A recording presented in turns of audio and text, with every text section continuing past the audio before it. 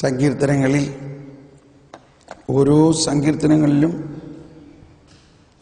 ദൈവത്തിൻ്റെ വിസ്മരണീയമായ ജ്ഞാനം, രക്ഷാകര പദ്ധതിയും ആ രക്ഷാകര പദ്ധതിയിലൂടെ പണിതുയർത്തുന്ന പുതിയ സ്വർഗരാജ്യം, പണിയുന്നോർ സ്ലേം നഗരിയവൻ കരുണാവാരിധി അവനല്ലോ, ചിതറിയൊരു ഇസ്രായേൽ ജനതതിയെ നാഥൻ വീണ്ടും ചേർക്കുന്നു. ഇതിപ്പോഴും നടന്നുകൊണ്ടിരിക്കുകയാണ്. പുതിയ ഓസ്ലേം, ഒരു പുതിയ ജെറുസലേം, ഒരു ജിയോളജിക്കൽ ഫലസ്തീനിലുള്ള ഒരു ജെറുസലേം അല്ല, ഒരു മിസ്റ്റിക്കൽ ആത്മീയമായ ദൈവരാജ്യത്തിൻ്റെ എല്ലാ ജ്ഞാനവും ഫലങ്ങളും നിറഞ്ഞ ഒരു വിസ്മരണീയമായ ഒരു രാജ്യമാണ്. അതിന് ലക്ഷ്യം വെച്ചുകൊണ്ടാണ് നമ്മൾ ജീവിക്കുന്നത്. സീറോ മലബാർ കുർബാനയിലെ ചില പ്രാർത്ഥനകൾ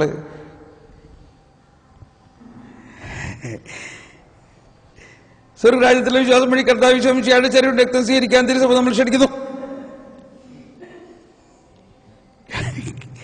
പക്ഷേ നമ്മളതിനെ അക്ഷരം പ്രതി ധ്യാനിക്കുമ്പോൾ എന്താ? സ്വർഗരാജ്യത്തിലുള്ള വിശ്വാസത്തോടെ കർത്താവ് ഈശോ മിശിഹായുടെ സ്വർഗരാജ്യം എന്നാൽ ഈ സ്വർഗരാജ്യത്തിൻ്റെ പൂർണ്ണതയിലുള്ള വിശ്വാസത്തോടെ അങ്ങനൊരു രാജ്യം ഉണ്ടാവുമോ? അതാണ് എത്ര വർഷങ്ങൾക്ക് മുമ്പ് സെയിന്റ് അഗസ്റ്റിൻ എഴുതിയ സിറ്റി ഓഫ് ഗോഡ്.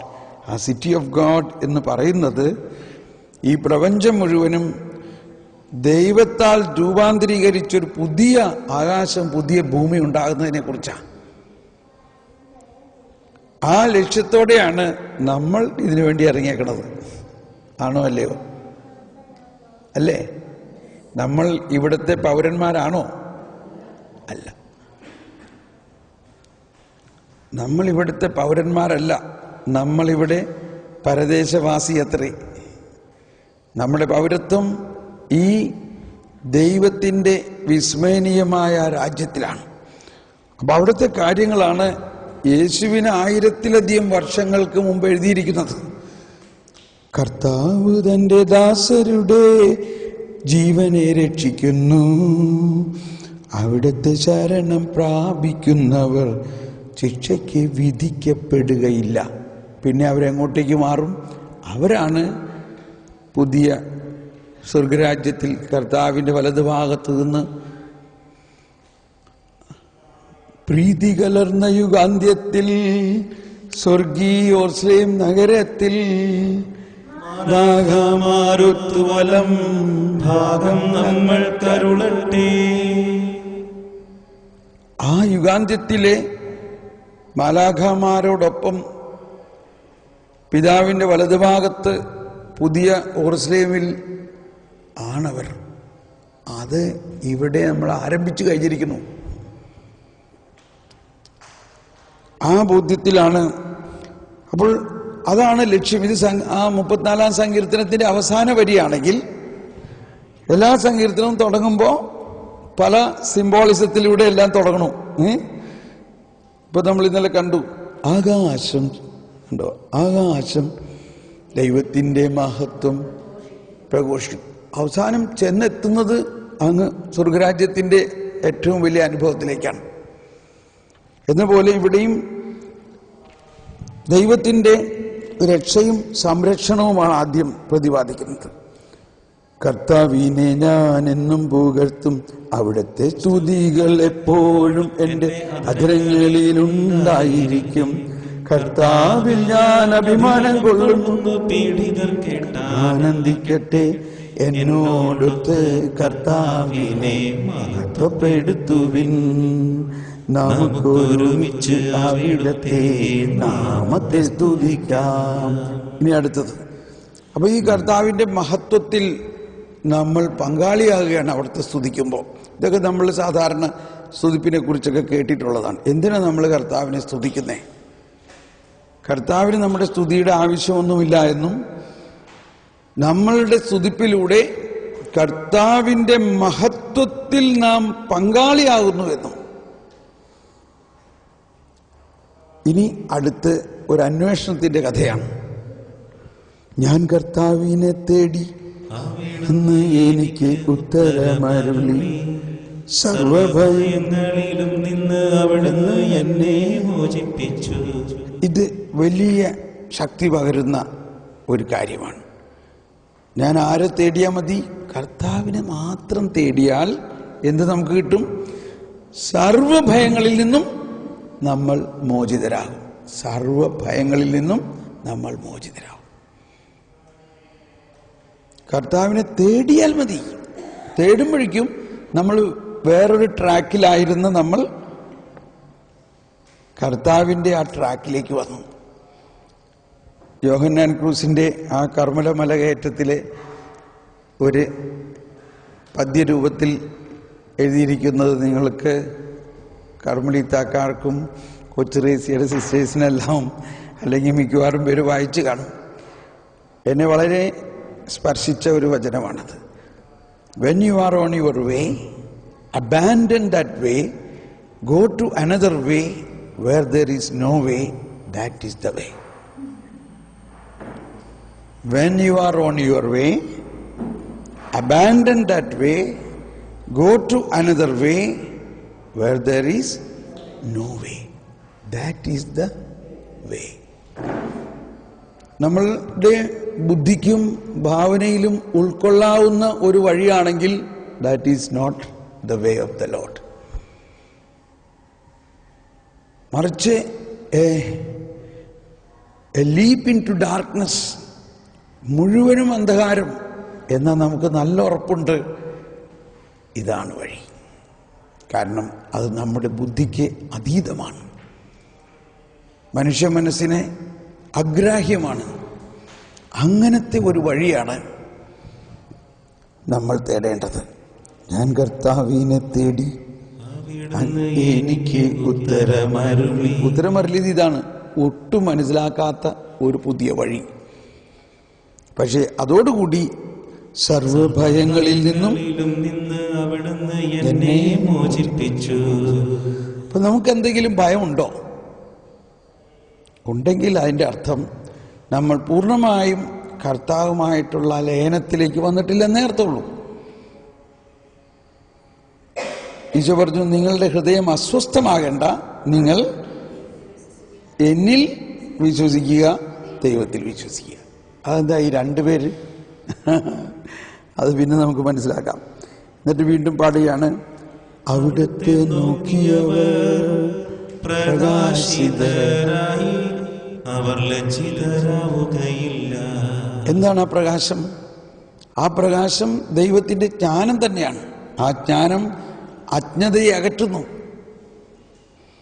അവിടുത്തെ നോക്കിയവർ പ്രകാശിതരായി, ഇനി ഒരിക്കലും അവർ ലജ്ജിതരാകുകയില്ല. ഈ എളിയവൻ നിലവിളിച്ചു, കർത്താവ് കേട്ടു, എല്ലാ കഷ്ടതകളിലും നിന്നവനെ രക്ഷിക്കുകയും ചെയ്തു. കർത്താവിന്റെ ദൂതൻ ദൈവഭക്തരുടെ ചുറ്റും പാളയമടിച്ച് അവരെ രക്ഷിക്കുന്നു. കണ്ടോ, നമ്മൾ കാവൽ മാലാഖമാർ ഉണ്ടോ? കാവൽ മാലാഖമാര് വിശ്വസിക്കുന്നുണ്ടോ? ഇതാ, അത് ഈ വചനത്തിന്റെ അടിസ്ഥാനത്തിൽ കർത്താവിൻ്റെ ദൂതന്മാർ നമ്മുടെ ചുറ്റും പാളയമടിച്ച് നമ്മെ സംരക്ഷിക്കും.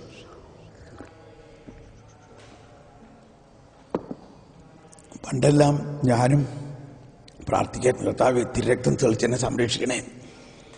പക്ഷെ ഇപ്പം എനിക്ക് അങ്ങനെ പ്രാർത്ഥിക്കാൻ തോന്നുന്നില്ല. കാരണം ഒരിക്കൽ ഈശോ പറയാണ്, നീ രാവിലെ കുർബാനയിൽ എന്താ സ്വീകരിച്ചത്? യേശുവിനെ. അപ്പം രക്തമില്ലാത്ത യേശുവിനെ ആണോ സ്വീകരിച്ചേ?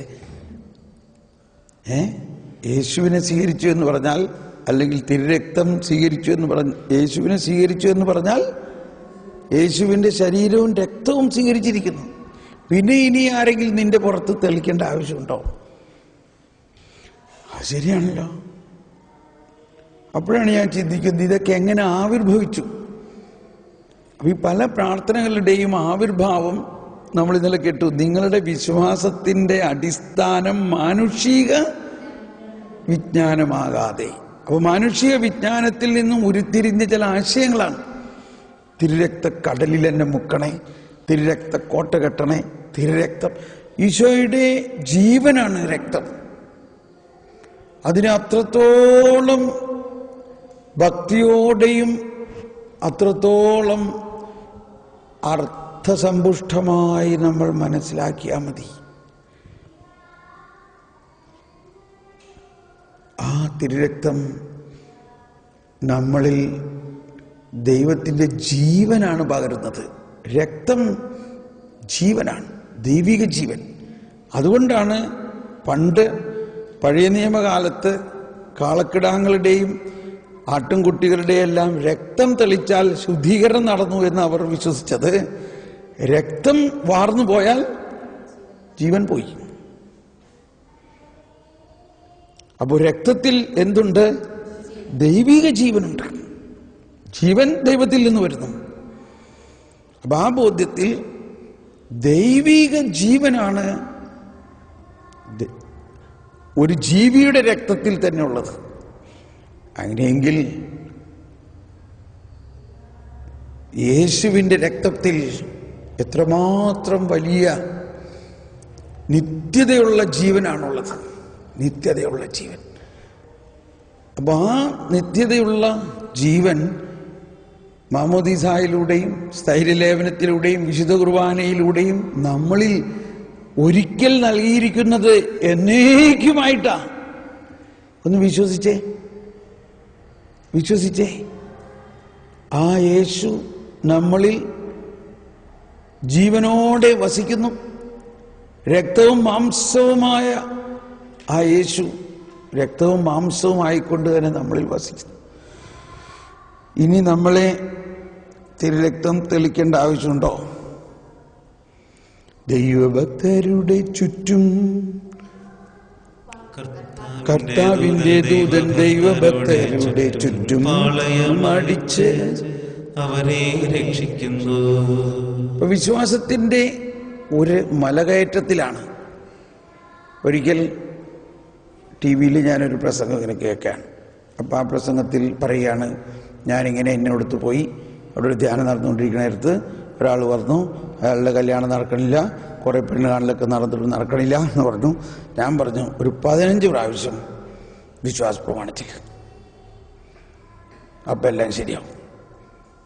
അല്ലെങ്കിൽ ചിലർ പറയാറുണ്ട് 33 പ്രാവശ്യം വിശ്വാസ പ്രമാണത്തിൽ, അപ്പം ശരിയാവും.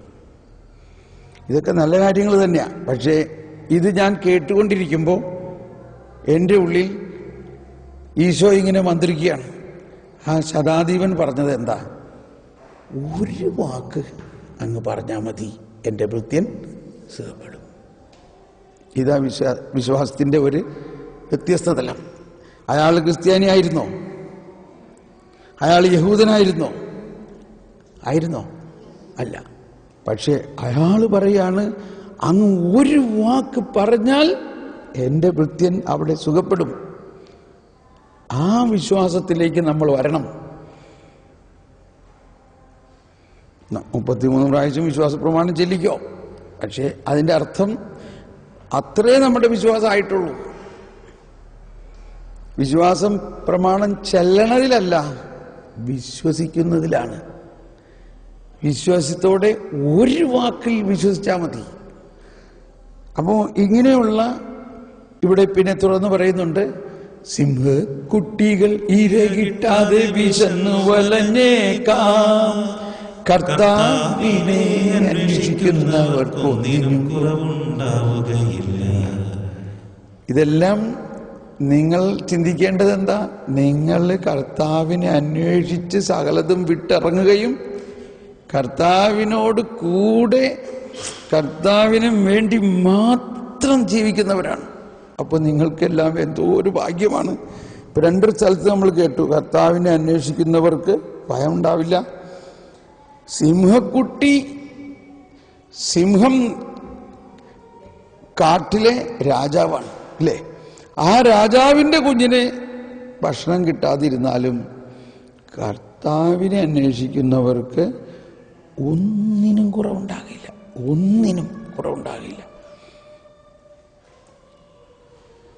Praise the Lord. അപ്പോൾ നമുക്ക് ഈ സങ്കീർത്തനം ഒന്ന് എഴുന്നേറ്റൊന്ന് പാടിയാലോ? അല്ല വേണ്ട, ഇരുന്നാൽ മതി. ഇരുന്ന് അല്ലേ പുസ്തകം നോക്കി. ഇത് കഴിയുന്നത് നിങ്ങൾ ബൈബിളിൽ തന്നെ നോക്കി, ആ കടലാസ് ഉണ്ടെങ്കിലും ബൈബിളിൽ തന്നെ നോക്കി, ബൈബിളുള്ളവർ ബൈബിളിൽ തന്നെ നോക്കി പാടുന്ന നല്ലത്. 34-ാം സങ്കീർത്തനം. ഈ അർത്ഥം ബോധ്യത്തോടുകൂടി നമുക്കിത് പാടി, അത് ആ പ്രാർത്ഥന ആണ്. ഈശോ തന്നെ പ്രാർത്ഥിച്ച പ്രാർത്ഥനയാണ്. ഈശോ മിക്കവാറും എല്ലാ ദിവസവും പ്രാർത്ഥിച്ചിരുന്ന പ്രാർത്ഥനയാണ്. ഈശോയുടെ യാമപ്രാർത്ഥനകളുടെ പ്രധാന ഭാഗമായിരുന്നു ഇത്.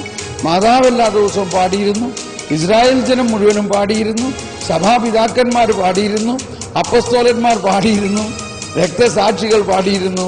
അവരോടൊപ്പം നമുക്ക് ചേർന്ന് പാടാം.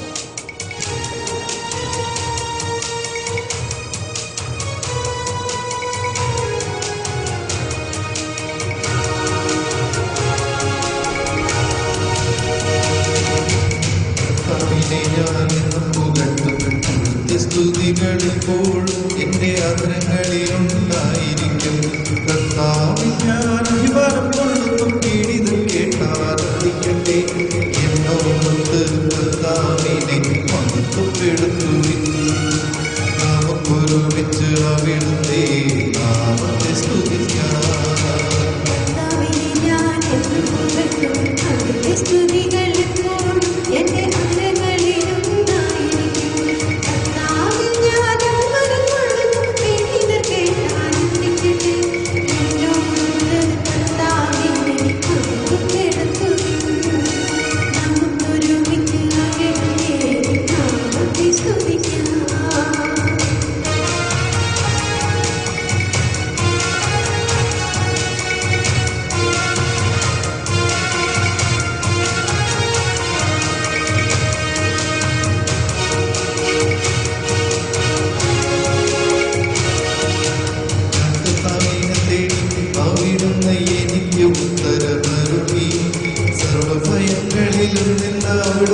എന്നെ മോചിപ്പിച്ചു.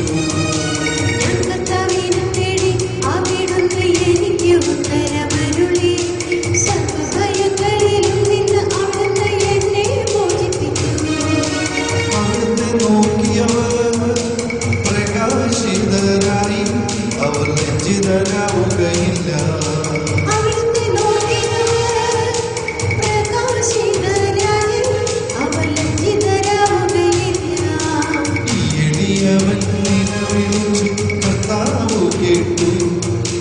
കഷ്ടതകളിലും നിന്നവരെ രക്ഷിക്കുകയും ചെയ്തു.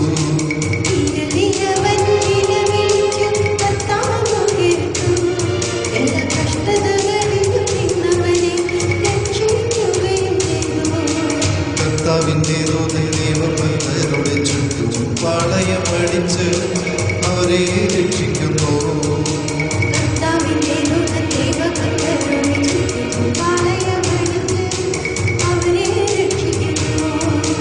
കർത്താവെത്ര നല്ലവനെന്ന് രുചിച്ചറിയും. അവിടുത്തെ ആശ്രയിക്കുന്നവൻ ഭാഗ്യവാനാണ്.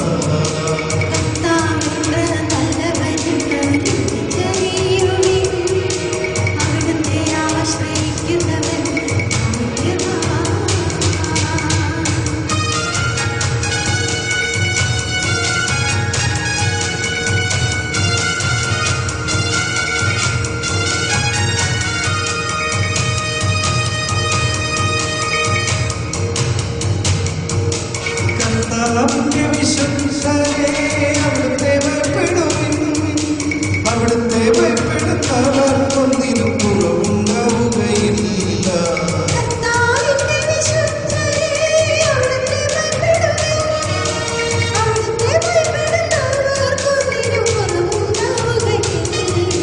സിംഹക്കുട്ടികളിര കിട്ടാതെ വിശന്നു വരഞ്ഞേക്കാം. കർത്താവിനെ അന്വേഷിക്കുന്നവർ ഒന്നിനും കുറവുണ്ടാവുകയില്ല.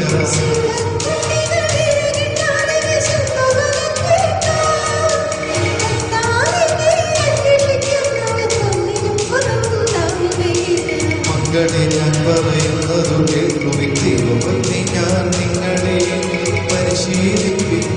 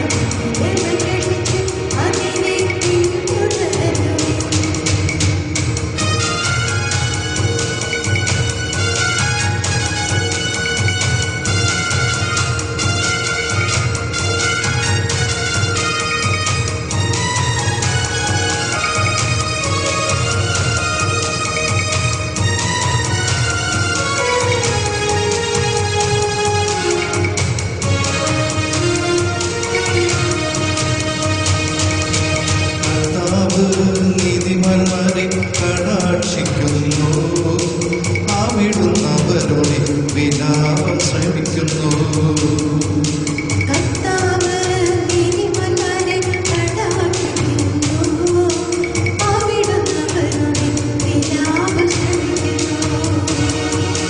ദുഷ്കർമ്മികളുടെ ഓർമ്മ ഭൂമിയിൽ നിന്നു വിച്ഛേദിക്കാൻ കർത്താവ് അവർക്കെതിരെ തിരിക്കുന്നു.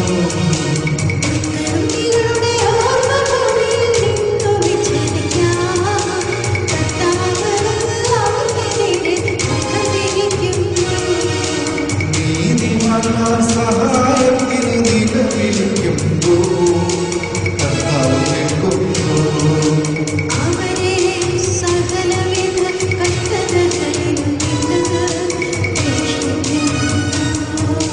ഹൃദയം നുറുങ്ങിയവർക്ക് കർത്താവ് സമീപസ്ഥനാണ്.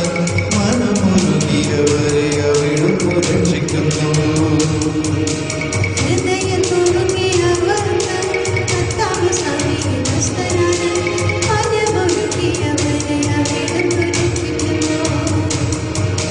നീതിമാന്റെ ക്ലേശങ്ങൾ അസഖ്യമാണ്. അവയിൽ നിന്നെല്ലാം കർത്താവ് അവരെ മോചിപ്പിക്കുന്നു.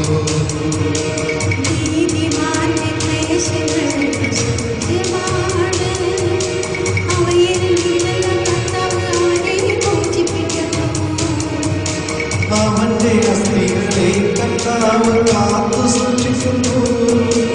അവയിലൊന്നും പോലും അകറ്റപ്പെടുകയില്ല.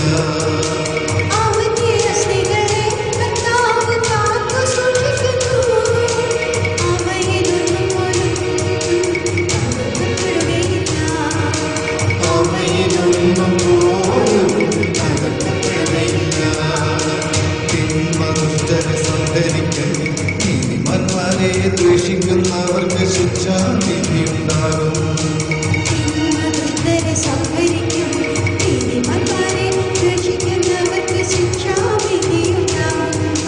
കർത്താവ് തന്റെ ദാസന്റെ ജീവനെ രക്ഷിക്കുന്നു. അവിടുത്തെ ശരണം പ്രാപിക്കുന്നവർ ശിക്ഷയ്ക്കു വിധിക്കപ്പെടുകയില്ല. കർത്താവിനെ ഞാനെന്ന് പുകഴ്ത്തും. അവിടുത്തെ സ്തുതികൾ എപ്പോഴും എന്റെ ഹൃദയങ്ങളിലുണ്ടായിരിക്കും. കർത്താവിൽ ഞാൻ അഭിമാനം കൊള്ളുന്നു. പീഡിതർ കേട്ടാനന്ദിക്കട്ടെ. എന്നോടൊത്ത് കർത്താവിനെ മഹത്വപ്പെടുത്തുവിൻ. നമുക്കൊരുമിച്ച് അവിടുത്തെ നാമത്തെ സ്തുതിക്കാം. ഇനി നമുക്ക് എഴുന്നേറ്റ് നിന്ന് പാടിയാലോ? ഇന്ന് എഴുന്നേറ്റ് നിന്ന് പാടാം. ഈ പാട്ട് പാടുന്നത്, സങ്കീർത്തനം പാടുന്നത്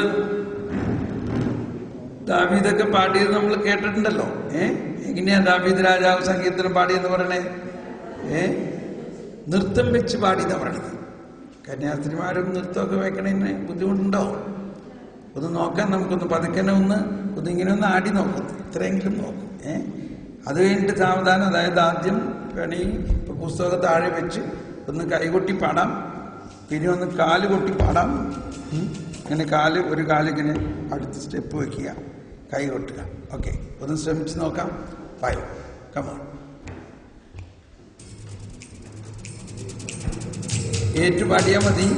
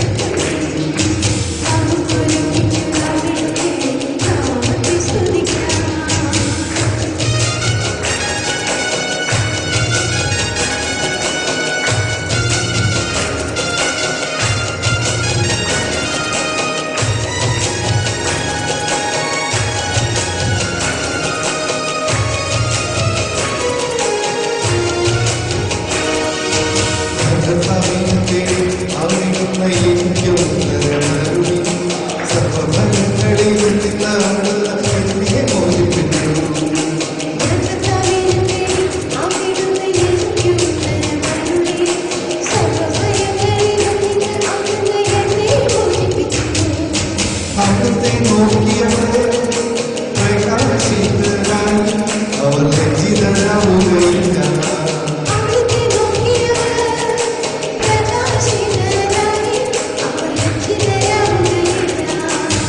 എളിയവൻ നിലവിളിച്ചു കർത്താവ് കേട്ടു. എല്ലാ കഷ്ടതകളിൽ നിന്നവരെ രക്ഷിക്കുകയും ചെയ്തു.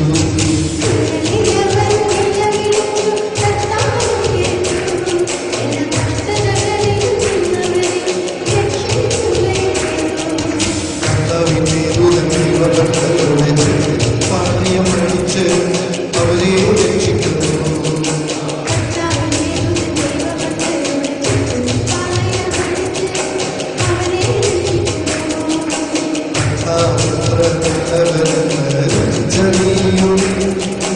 അവിടുത്തെ ആശ്രയിക്കുന്നവൻ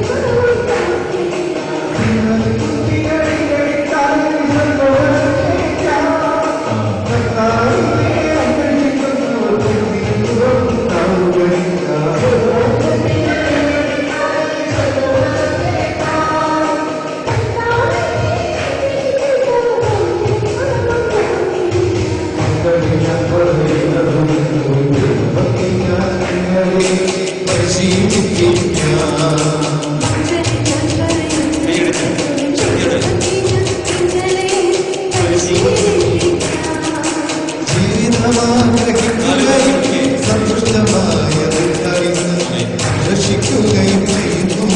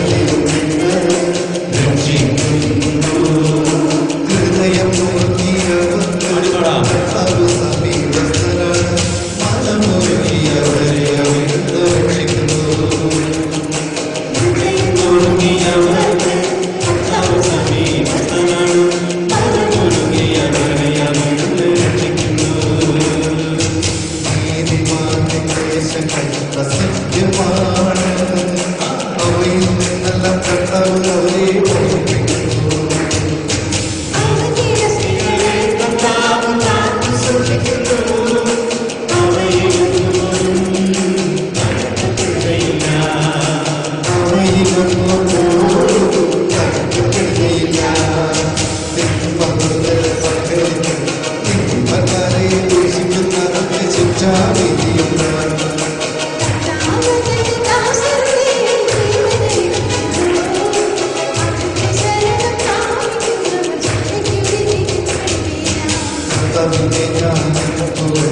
അവിടുത്തെ സ്തുതികൾ എപ്പോഴും എന്റെ അരങ്ങളിലുണ്ടായിരിക്കും.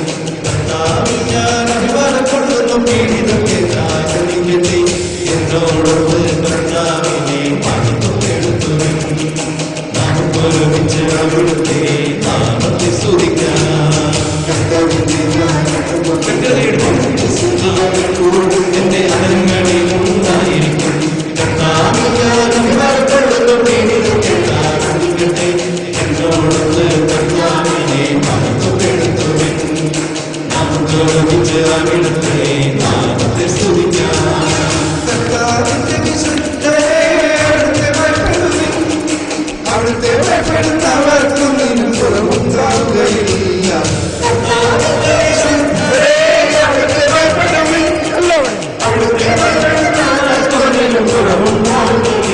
ഉച്ചത്തിൽ പാടി, ഉച്ചത്തിൽ open your mouth. കർത്താവിനെ അന്വേഷിക്കുന്നവർക്കും നിന്നും കുറവുണ്ടാവുകയില്ല. കർത്താവിനെ അന്വേഷിക്കുന്നവർക്കും നിന്നും കുറവുണ്ടാവുകയില്ല. കർത്താവിനെ അന്വേഷിക്കുന്നവർക്കും നിന്നും കുറവുണ്ടാവുകയില്ല.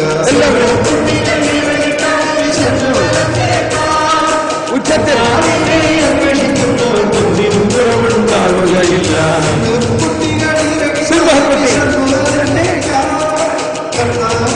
അന്വേഷിക്കുന്നവർക്കും നിന്നും കുറവുണ്ടാവുകയില്ല.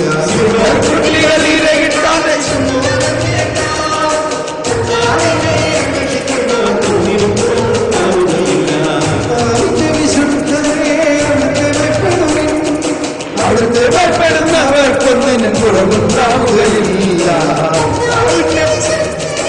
അവിടുത്തെ ഭയപ്പെടുവിൻ.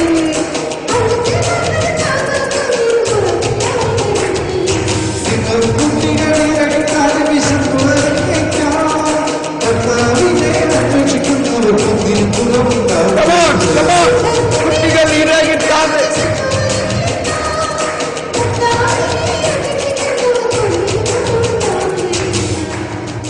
ഞാനും എങ്ങനെ ഉണ്ടായിരുന്നു എന്ന് ചോദിച്ചാൽ എന്ത് പറയും? സിംഹക്കുട്ടികൾ ഇരകിട്ടാതെ വിശന്നു വലനേക്കാം. പറഞ്ഞേ, പാടിയേ. വീണ്ടും സിംഹക്കുട്ടികൾ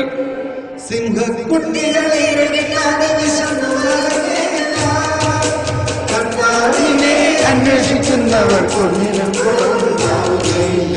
എല്ലാവരും സിംഹ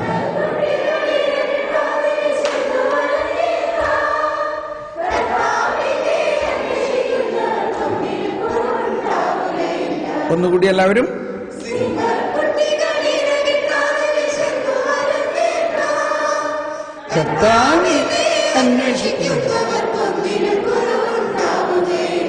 എല്ലാവരും ശബ്ദമുയർത്തി. ഇരകിട്ടാതെ വിശന്നു വലനേക്കാം. കർത്താവിനെ അന്വേഷിക്കുന്നവർക്കൊന്നിനും കുറവുണ്ടാവും. ഇനി ശബ്ദമുയർത്തി. ഇരകിട്ടാതെ കൈയടിച്ച് കർത്താവിനെ അന്വേഷിക്കുന്നവർക്കൊന്നിനും കുറവുണ്ടാവുകയില്ല.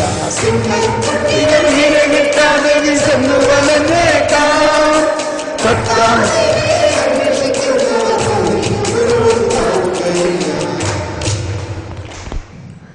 Praise the Lord. ഒരു സന്തോഷം തോന്നുന്നുണ്ടോ? ഒന്നിനും വിഷമിക്കേണ്ട ആവശ്യമില്ല. കർത്താവിന്റെ ദൂതൻ ദൈവഭക്തരുടെ ചുറ്റും പാളയമടിച്ച് ഓരോ കന്യാസ്ത്രീയെ സംരക്ഷിക്കുന്നു. ഉണ്ടോ? പിന്നെ എന്തിനാ വിഷമിക്കണേ? വിഷമിക്കേണ്ട വല്ല കാര്യമുണ്ടോ? ഒന്ന് പാടിയേ, ആ ബോധ്യത്തിലൊന്ന് പാടിയേ. കർത്താവിന്റെ ദൂതൻ